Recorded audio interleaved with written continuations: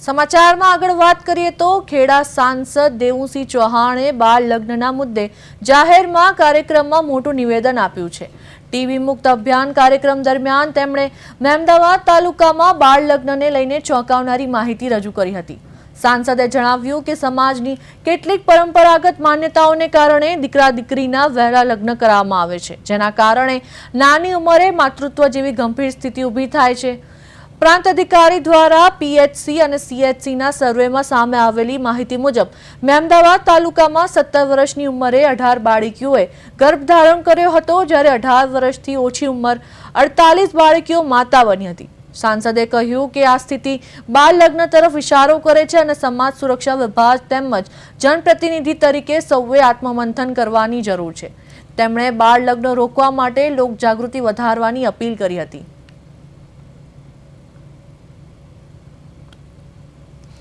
તો ખેડામાં બાળ વિવાહ મામલે સાંસદ દેવુસિંહ ચૌહાણનું મોટું નિવેદન। 17 થી 18 વર્ષની દીકરીઓ બની રહી છે માતા।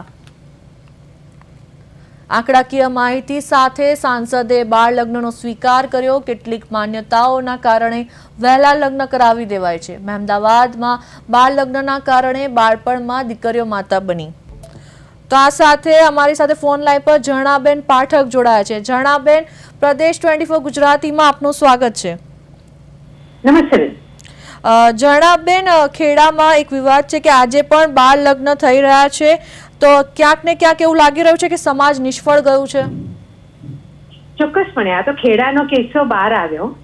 બાકી બાળ લગ્ન તો બહુ મોટા પ્રમાણમાં આપણા સ્ટેટમાં છે, જુદા જુદા ડિસ્ટ્રિક્ટમાં જુદી જુદી રીતે। અને દીકરીઓને ભણતર તરફ વાળવાને બદલે કારણ આપણે રસ્તા સેફ નથી આપી શકતા, સ્કૂલ સેફ નથી આપી શકતી, અથવા તો સારું એજ્યુકેશન નથી આપી શકતા, એટલે દીકરીઓ સ્કૂલ છોડી અને પછી મા બાપ એને પરણાવવાનું સપનું લઈને બેસે છે અને 18 પહેલા જ દીકરીઓને પરણાવી દે છે।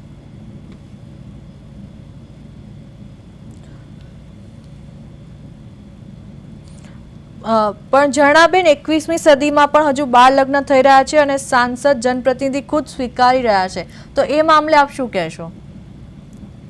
21મી સદીના બદલવાથી તો કોઈ વસ્તુ બદલી નથી જતી ને। સદી સાથે આપણે આપણી માનસિકતા, સરકારે પોતાની ઇન્ટરવેન્શન, સમાજે પોતાની માનસિકતા બદલવી પડશે। હવે જ્યાં સુધી એ નહીં થાય તો 25મી સદીમાં પણ આ જ પરિસ્થિતિ રહેવાની છે। એટલે તમે જ્યાં સુધી સમાજમાં દીકરીઓને એક શું કહેવાય એને એનું લાયબિલિટી તરીકે જોવાનું બંધ નહીં કરીએ, અથવા તો દીકરીઓને ફૂલ ફ્રીડમ આપશું જે દીકરાઓને અપાય છે, દીકરીઓને ભણતર ભણી શકે એ જાતની સુવિધાઓ અપાશે તો ચોક્કસપણે દીકરીઓ ભણશે અને બાળ વિવાહનું પ્રમાણ ઘટશે। પણ જો આપણે સારી સ્કૂલ નથી આપી શકતા અથવા તો સારું એજ્યુકેશન નથી આપી શકતા અને દીકરીઓ ભણવા તરફ નથી વળતી, તો પછી પેરેન્ટ્સ પણ વિવાહ કરવાના જ છે ને એમના। તો બાળ વિવાહ ખાલી બાળ વિવાહ તરીકે નહીં પણ એને એક સોશિયલ ઇવલ તરીકે જોવાની જરૂર છે। કેમ કે જો દીકરીની 16-17 વર્ષે જો વિવાહ થઈ જાય, તેના રિપ્રોડક્ટિવ લાઈફ કેટલી લંબાય, નાની એજમાં બાળક પેદા થાય તો બાળકનું પોતાનું હેલ્થનું શું થાય, એ જે ડિસ્કશન આપણે 80sમાં અને 1990sમાં કરતા હતા એ આપણે અત્યારે 2026માં કરી રહ્યા છીએ।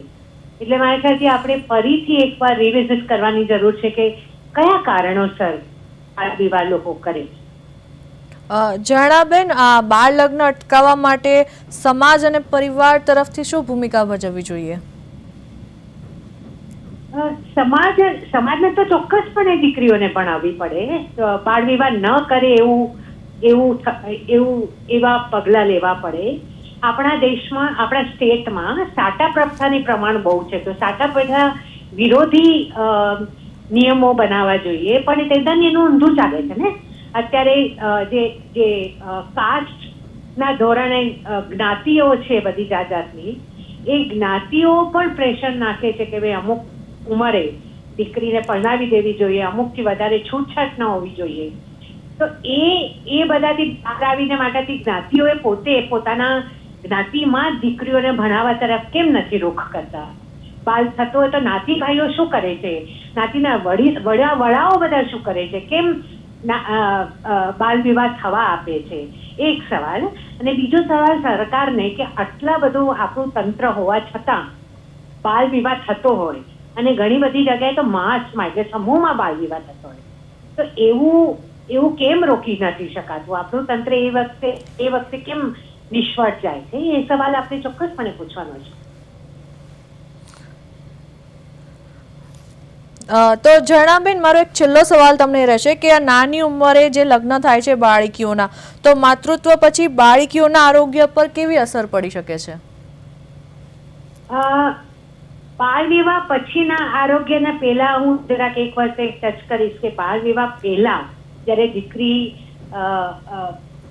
નાનપણથી જે મોટી થાય છે એ આપણા સ્ટેટમાં તો એનિમિયાનો રેટ બહુ વધારે છે, એટલે આયર્ન ડેફિશિયન્સી જબરજસ્ત છે, બીજી બધી ન્યુટ્રિયન્ટ ડેફિશિયન્સી વધારે છે. પછી એ દીકરીને નાની ઉંમરમાં જો પરણાવી દેતા તો પછી ઓબ્વિયસલી એનું જે નેક્સ્ટ જનરેશન છે એમાં પણ આપણે આ બધી ઉણપો વધશે અને ચાલુ રહેશે અને વધશે. તો એ ન્યુટ્રિશન ડેફિશિયન્સી એ સમાજ તરફની એક આંગળી ચીંધે છે કે આપણે આપણી દીકરીઓને સારું ખાવાનું અથવા તો પોષક ખાવાનું નથી આપી શકતા, અને એ દીકરીઓને બર્ડન માનીને આપણે જો પરણાવી દેતા તેનું નેક્સ્ટ જનરેશન પણ વીક થવાનું છે. એટલે એ overall health of the citizens of the country ઉપર મોટો સવાલ ઊભો કરે છે. આપણે પોપ્યુલેશનના વેચે ભલે આપણે વધારે રહીએ, પણ હેલ્ધી પોપ્યુલેશન ના હિસાબે આપણે જોવા જઈએ તો 50% વધારે ઓછા આપણે છીએ. જી ઝરણાબેન, તમે પ્રદેશ 24 ગુજરાતી સાથે જોડાયા તે બદલ આભાર.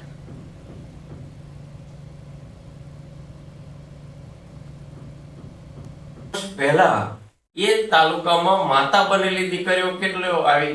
તો 48. એનો અર્થ શું થયો કે આ 50 દીકરીઓએ બાળ લગ્ન કર્યા, અને આ બાળ લગ્ન જે 50 દીકરીઓ કરી તો આપણો સમાજ સુરક્ષા વિભાગ પણ એની જવાબદારીમાં નિષ્ફળ છે. અને જવાબદારીમાં કોઈ વિભાગ નિષ્ફળ નથી, અમે નિષ્ફળ છે જનપ્રતિનિધિ તરીકે. અમે એ સંદેશો નીચે સુધી પહોંચાડી શક્યા નથી, અથવા તો લોક નેતા તરીકે લોક કેળવણી આપી શક્યા નથી કે તમે તમારી દીકરીનું બાળ લગ્ન કરીને અહિત કરી રહ્યા છો.